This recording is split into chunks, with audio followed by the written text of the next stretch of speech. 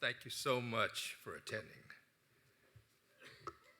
Let me start off by saying you cannot always believe everything you hear. I don't know that guy.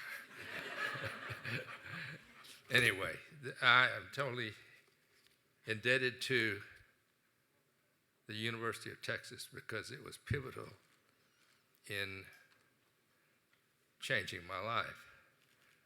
I had never intended to go to college. Our family was in the grocery business. And I started working in the grocery store at a very young age. I was 6 years old. And my dad would tell me to do something, and I'd go do it, and then I'd come back and wait, and he'd tell me to do something else. And so I just waited until I was told what to do, and I went and did it. And then my dad gave me a little bit of advice that I still remember today. He says, don't wait for somebody to tell you what to do. Look around, see what needs to be done, and do it. You don't need to ask me to tell you what to do. And I remember that, so I never asked my dad again to tell me what to do. That was my mindset. I always looked around to see what was needed and just went ahead and did it. I worked in the grocery store all my life. High school, I'd go to high school, ride the bus over to the store after school, work in the store, and ride the bus home. And when I was 15, I was involved in an armed robbery. I was the robbie. So anyway, I closed the store, and a couple of fellas came up. The difference was they had a gun. And I had closed the store, so I had no money. The money was all in the store. So we went riding around East Austin. I was in the back seat, looking down the barrel of a gun.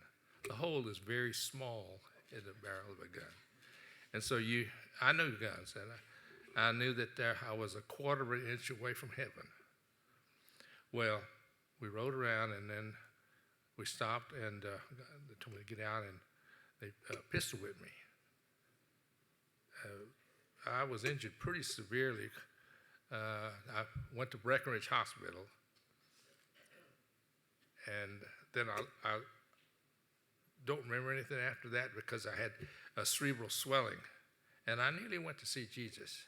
In fact, I visited him, but he said, not yet. Your time is not yet. So I recovered. I was in Breckenridge 6 weeks, went back to school, still intended to be in the grocery business. I was working for a neighbor, working 70 hours a week. I could do the math. 70 hours times 50 cents an hour, $35. My goal was to make $40, but almost made it.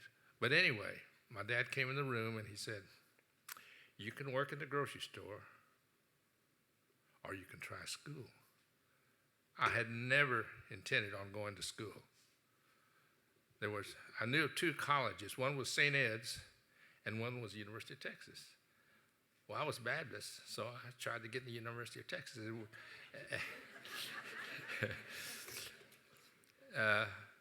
And was admitted there. Now, we were not a family of means, but we had true family values.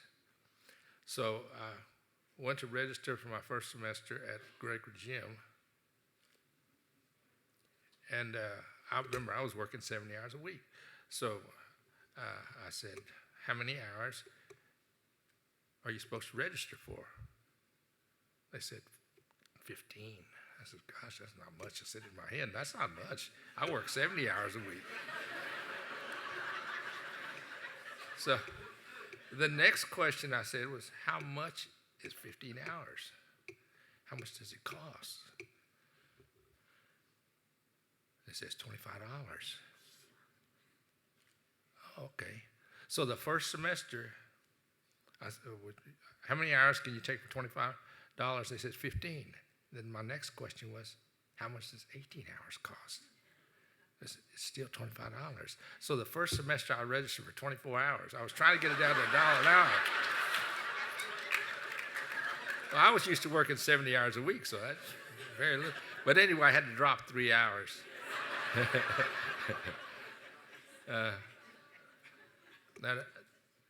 And on the first day, when I was at university at the Texas Union, you saw my friend Bill Yee. I met him on that day, the first day.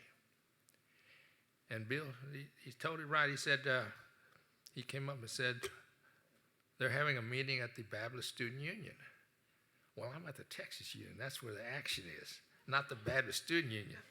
So I said, I don't want to go to the Baptist Student Union. Again, that's the wrong decision. Bill came up later and he said, they're serving supper. I said, let's go to the Baptist Student Union. And at the Baptist Student Union, I walked in and met my wife, Rose. We had about a 15-minute conversation. But I just had a good feeling about that meeting. We didn't go out or anything for 3 years or so before I found out where she was and introduced myself again. So I went through school, and I didn't know what I wanted to do. Why was I able to survive nearly dying? I didn't have a goal, but I did like to hunt and fish. So when I was about a senior at UT, I went and interviewed to be a game warden. Now, I like to ride around the lake with a boat, pull up to people, and ask to see their fish and be sure they have life preservers. And then get in a boat and ride around and have somebody else buy the gas. That was my goal. So I made the first interview, and I was called back for the second interview. And the interview went well. They said, we like your school. You're doing well in school. I remember the last sentence that they said to me. He says, don't call us, we'll call you. I remember, we'll call you. We will call you. So I left that interview very enthusiastic. I thought I was going to be a game warden. 70 years later, no call. So what do? You just keep going to school. I mean, $25 a semester is not bad. So anyway, had no goals. It was never destined to be a physician, but I did apply to medical school and got married. That was pivotal, marrying the right person, because we were married 5 years and had 4 boys. And I was going to school. I was taking every part-time job I could find, because in those days you didn't borrow money to go to school. You either had money, you had to make it, or you stopped going to school. So I had all kinds of jobs. But I want to tell you that we have 4 children, and they all live in Austin. Michael, Sean, Patrick, and Shannon. Where do we get those names? There used to be carnation milk, came in a can, but they'd also give you a little book of names.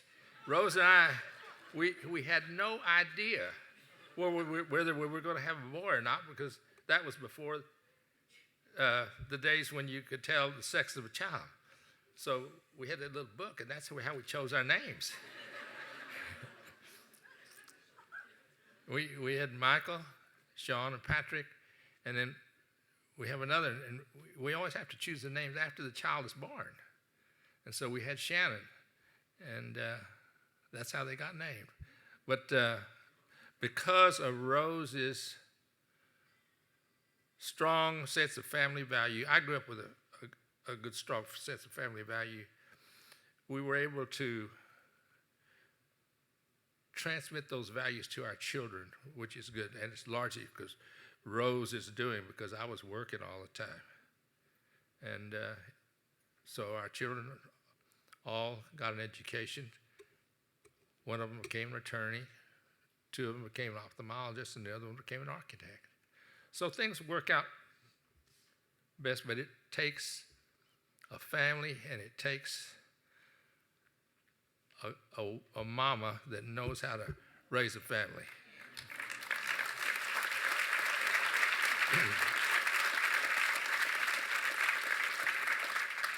So Rose and I are still married. Let's see, what else? Oh, okay, so I went to medical school, and I was studying to be a general surgeon. And then I was just walking down the hall, and when the professor asked me to assist him with surgery, he was an ophthalmologist. So I got to see an eye operation. And for some reason or other, that just appealed to me, so I started doing that. All of these decisions were not reasoned out. They were just spontaneous decisions that occur as you live life. And so I became an ophthalmologist. Very, very, very rewarding. I practiced over 50 years and enjoyed it. The beauty of being an ophthalmologist is you can accomplish things. You wake up and you say, who am I going to be able to help today? And you can literally go out and help people, because people are very, very appreciative when they can see better. But the beauty of being an ophthalmologist is, and don't quote me on this, the beauty of being an ophthalmologist, not only can you help people, but you don't have to ask them to take off their clothes, put on their clothes. You just say, open your eyes, and it's there. So there's always sound reasoning why I do things. So we moved back to Austin. I established Austin Eye, and then, say 30 years after I was practicing, Michael Dell and Kirk Watson were instrumental in establishing Dell Medical School. And slowly I had realized in my mind that what gives you the most enjoyment about life is what you can do to help others and to give opportunity to others. So medicine is not a noble profession, but also education is essential. And that's what happens at the University of Texas. So we are all very fortunate to have spent some time in Austin, have attended the University of Texas.